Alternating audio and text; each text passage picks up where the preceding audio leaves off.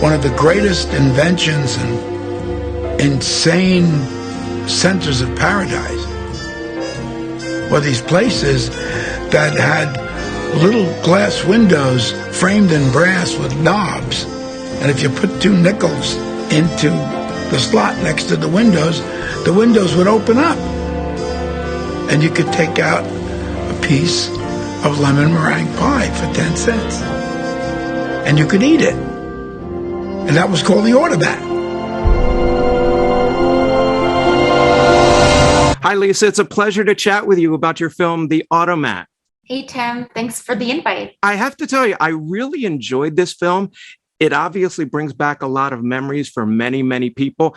And your film's about a part of Americana that's really no longer around, but it has some deep and enduring memories for a lot of people. So how did you get involved with creating this film? Where did the idea come from?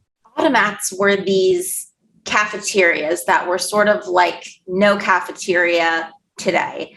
They were beautiful Art Deco palaces. They were enormous. They had multiple levels. And then they were lined with beautiful vending machines, not like the vending machines we have today, the kind that you might imagine from the year 1902. And you would put a nickel into a slot and you would open up the little glass door that was lined in brass or nickel, and you would take out either your pie or your creamed spinach or your, beef sirloin. And it was an incredibly affordable and delicious meal that people have not, let go of to this day. And it's really endured because it continues to show up in popular culture, new works of popular culture. And then, of course, the film, which is right now about to become the number 4 grossing documentary in America of 2022. The film has really, as much as a documentary can, the film has really taken off. People are still interested in automats. My big brother Irving used to come at the beginning when I was very little, and he would dole out whatever it was, 5 nickels to each of us. That was our lunch. We had to figure out what we could get for that. Because we were poor, no money. But that was the great thing about the Automat. You didn't need a lot of money. You need a lot of nickels, but you didn't need a lot of money.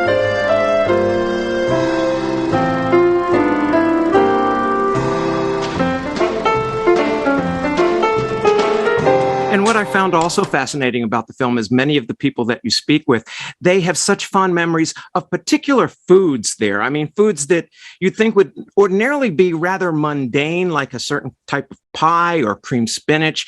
And yet those particular foods that they got at the Automat really stays with them. I don't know what it is about food, but, they say it brings people together.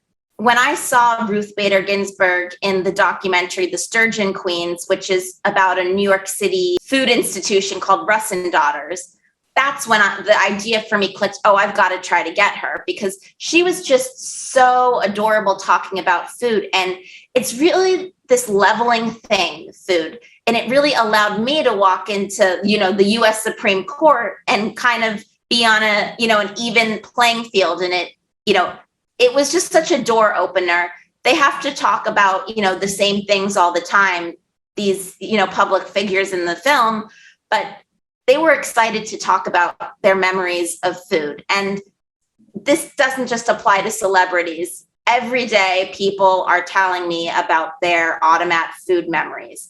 People really loved the food. And you've got some serious celebrities that you speak with about their memories of the Automat, Colin Powell and Mel Brooks. And of course, you mentioned Ruth Bader Ginsburg. How did you gather all of these people together?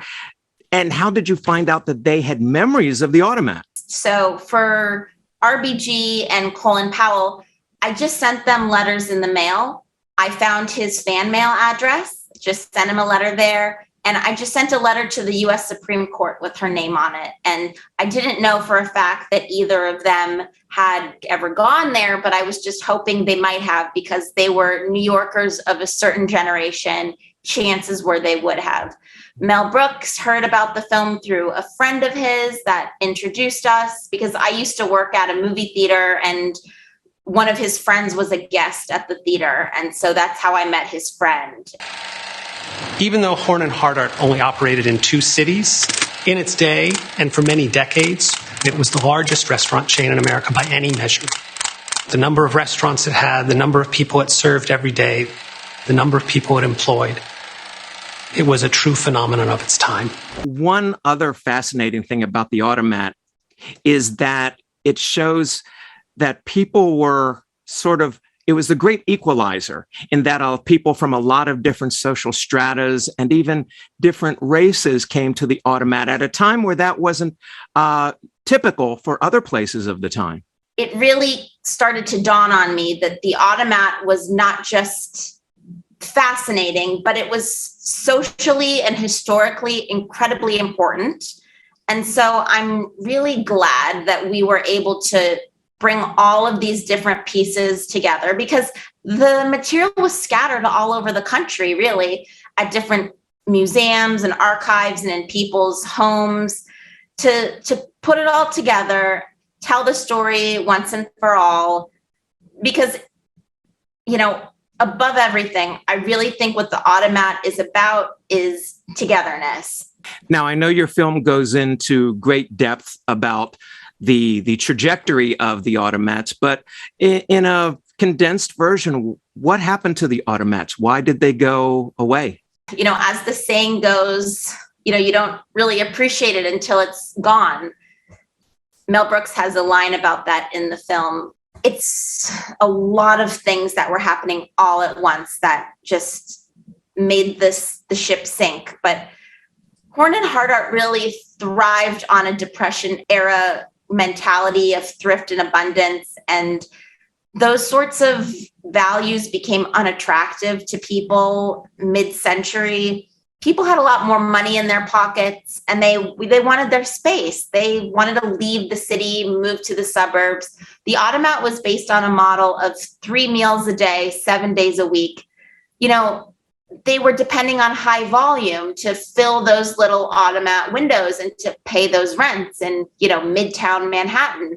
All right. Well, you've done wonderfully for this viewer of the film. I really enjoyed it. I'm hoping it leads to great things for you. And I hope that a lot of people see it, because it brought back some memories for my mom and for me. So I want to thank you for joining us today. Thank you. So everybody, go out and watch this, The Automat, coming to a streaming service and other outlet near you. Looks pretty fancy, Fred. Yeah, you get your food by putting coins in a slot. Hey, got a nickel, Mac? Huh? Oh, yeah.